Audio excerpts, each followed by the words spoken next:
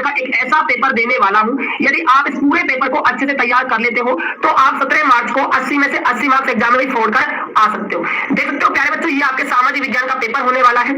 यहाँ पर आप सभी को अपना वही रोल नंबर लिखना है और यहाँ आपका वही क्वेश्चन बुकलेट नंबर है S4107-813 और यहाँ पर आपका वही बारकोड होने वाला है। सामाजिक विज्ञान का प्यारे बच्चे पेपर है, समय आपको मिलेगा 3 घंटे 15 मिनट का, 80 नंबर का आपका वही एग्जाम होगा और ये आपके वही पेपर की क्या है, ओरिजिनल सील होने वाली है। और यहाँ आप देख सकते हो परीक्षार्थियों के लिए सामान्य निर्देश दिए हुए हैं। आपसे बोला गया है परीक्षार्थी सर्वप्रथम अपने प्रश्न पत्र पर नामांकन अनिवार्यता लिखे। आपको सबसे पहले अपना रोल नंबर लिखना है। सभी प्रश्न करने अनिवार्य है, प्रत्येक प्रश्न आपको करना है। प्रत्येक प्रश्न का उत्तर दी गई उत्तर पुस्तिका में आपको वही लिखना है। इन बातों को आपको ध्यान में रखना है। प्यारे बच्चों, ये जो पेपर मैं आपको देने वाला हूँ, इसका जो पीडीएफ आपको टेलीग्राम ग्रुप में मिल जाएगा। आपको करना क्या है, चैनल को सब्सक्राइब करना है, डिस्क्रिप्शन बॉक्स में टेलीग्राम ग्रुप का लिंक है, जाकर ज्वाइन कर लीजिएगा, वहां पर ये पेपर आपको मिल जाएगा।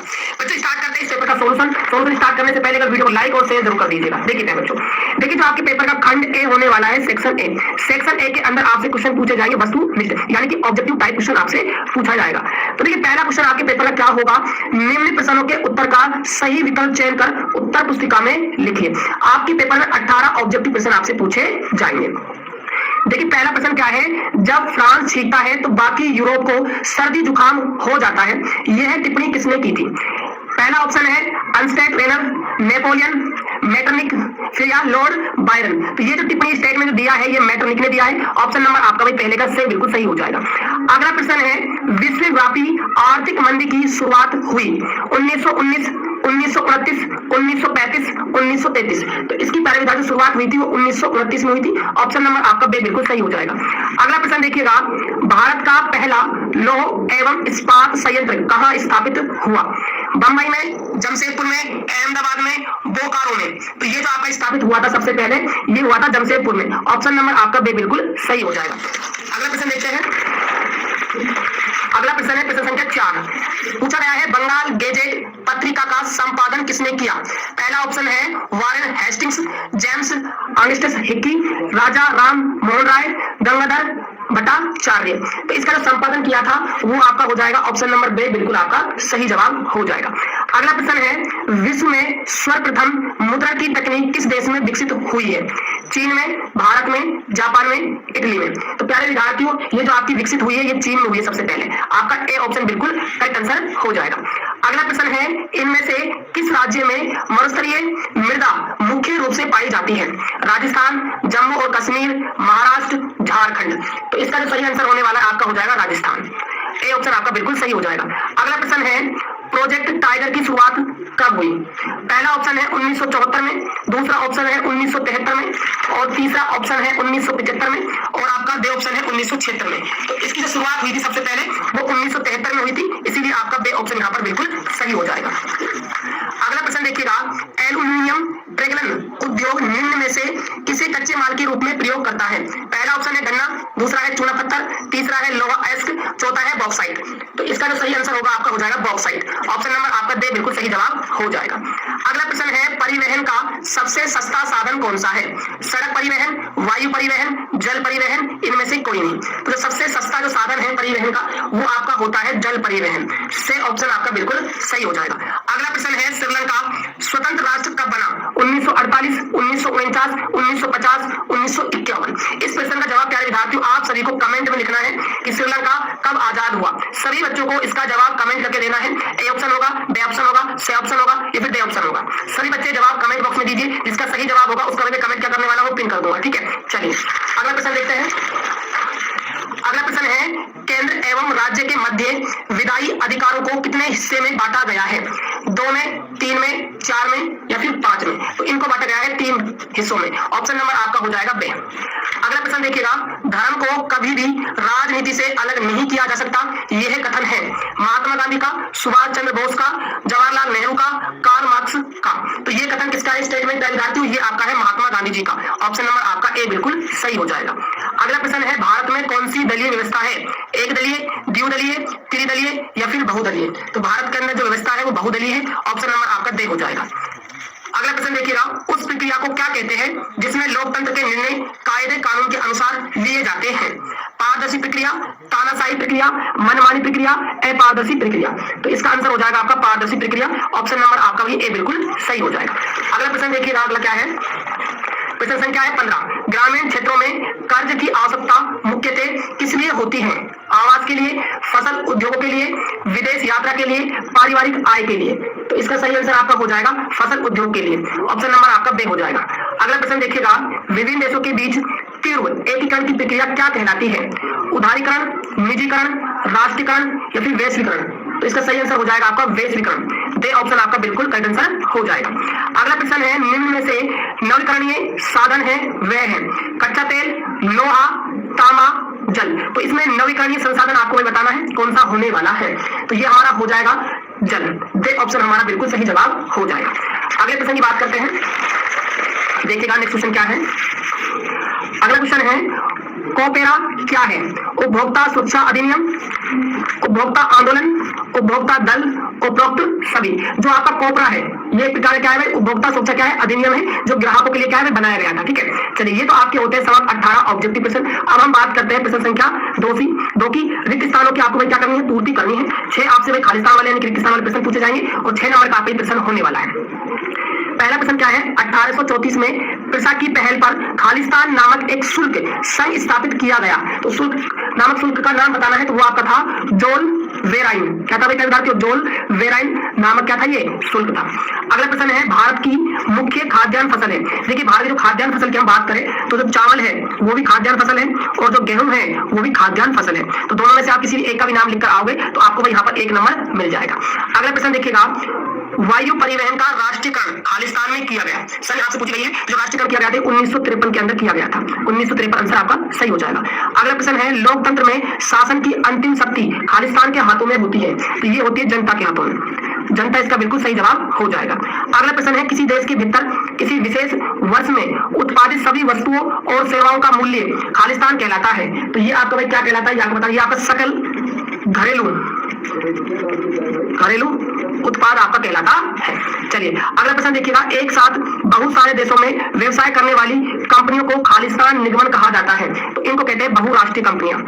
बहुराष्ट्रीय आपका बिल्कुल सही आंसर हो जाएगा। अगले प्रश्न की बात करते हैं, नेक्स्ट क्वेश्चन देखिएगा। अगला है आपका प्रश्न संख्या 3, अति लघुत्मक प्रश्न। निम्न प्रश्नों के उत्तर एक शब्द अथवा एक पंक्ति में आपको भी देने हैं।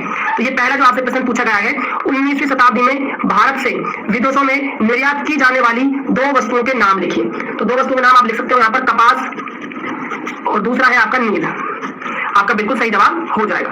अगला प्रश्न है, जापान की सबसे पुरानी पुस्तक कौन सी है? सबसे पुरानी पुस्तक आपसे यहाँ से पूछी गई है, तो ये है आपके डायमंड सूत्र आपका आंसर हो जाएगा। अगला प्रश्न है, मुद्रण की सबसे पहली तकनीक किन देशों में विकसित हुई? तो ये हुई थी भाई चीन में, जापान में और कोरिया में। अगला प्रश्न देखिएगा, वनों से प्राप्त होने वाली 2 वस्तुओं के नाम बताइए। बिल्कुल इजी सा क्वेश्चन है ये तो आप लिख सकते हो गोंद और सेकंड लिख सकते हो इमारती लकड़ी। ये आपका भी आंसर हो जाएगा। अगला प्रश्न है, किसी देश के आर्थिक विकास की रीढ़ किसे कहा जाता है? तो ये किसे कहा जाता है? विनिर्माण उद्योग को कहा जाता है। अगला प्रश्न देखिएगा, भारत में सबसे बड़ी गैस पाइपलाइन कौन सी है? गैस पाइपलाइन आपको बतानी है सबसे बड़ी, तो ये आपकी हो जाएगी हजीरा विजयपुर आपकी गैस पाइपलाइन हो जाएगी। अगला प्रश्न है, बेल्जियम में वर्तमान में कौन सी शासन प्रणाली है? बेल्जियम के अंदर, तो ये आपकी वही शासन प्रणाली आपको यहाँ पर बतानी है। तो ये आपकी हो जाएगी संघात्मक प्रणाली, संघात्मक शासन प्रणाली। ये आपका आंसर हो जाएगा।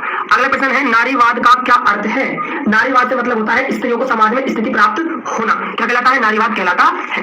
अगला प्रश्न है, किन्हीं 2 देशों के नाम बताओ जहां पर लोकतंत्र मजबूत और क्या है भाई सफल है। तो 2 देशों के नाम आप लिख सकते हो। एक पहला तो आपका हो जाएगा इंग्लैंड और दूसरा आपका हो जाएगा संयुक्त राज्य अमेरिका। चलिए अगला प्रश्न देखते हैं।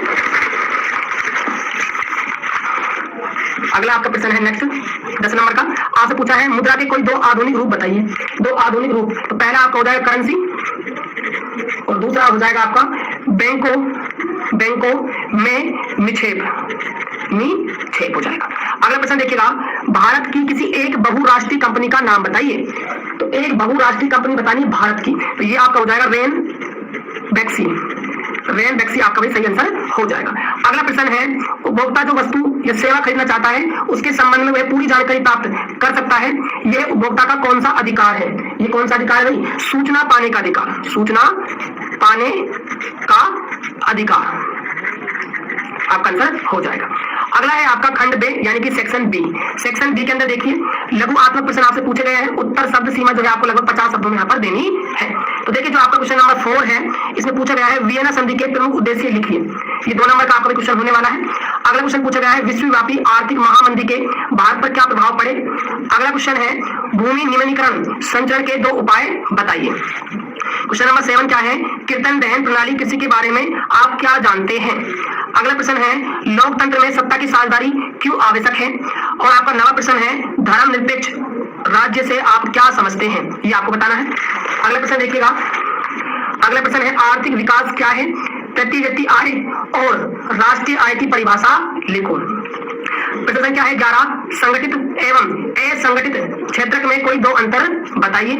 अगला प्रश्न है प्रश्न संख्या 12 तृतीय क्षेत्र को सेवा क्षेत्र भी कहा जाता है, स्पष्ट कीजिए। अगला प्रश्न है भारत सरकार द्वारा विदेशी व्यापार पर अवरोध लगाने के किन्हीं 2 कारणों का उल्लेख कीजिए। नेक्स्ट क्वेश्चन की बात करते हैं हम अब सेक्शन सी यानी कि खंड से के प्रश्नों की हम बात करेंगे।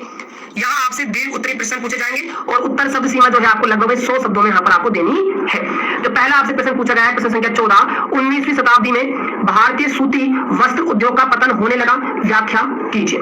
इसके अथवा और में क्वेश्चन आपसे और पूछा गया है, या तो आप इसको कर लीजिएगा या फिर आप इसको कर लीजिएगा। प्रथम विश्व युद्ध व उसके बाद भारत में औद्योगिकी विकास को कैसे बढ़ावा मिला, ये आपको बताना है। अगला प्रश्न देखिएगा,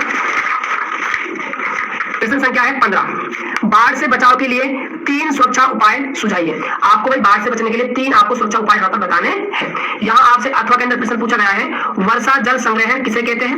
वर्षा जल संग्रहण के उद्देश्य लिखिए। क्या भाई उद्देश्य, क्यों जल को एकत्रित किया जाता है, उसका संग्रहण किया जाता है। प्रश्न संख्या 16 है संघीय व्यवस्था की किन्हीं 4 विशेषताओं का उल्लेख कीजिए। इसके अथवा और में प्रश्न पूछा गया है संवाद क्या है, भारत में संवाद का स्वरूप कैसा है, बताइए। प्रश्न संख्या 17 आपसे पूछा गया है बैंकों द्वारा मुद्रा विक्षेप स्वीकार करना उनका सबसे महत्वपूर्ण कार्य है, व्याख्या कीजिए।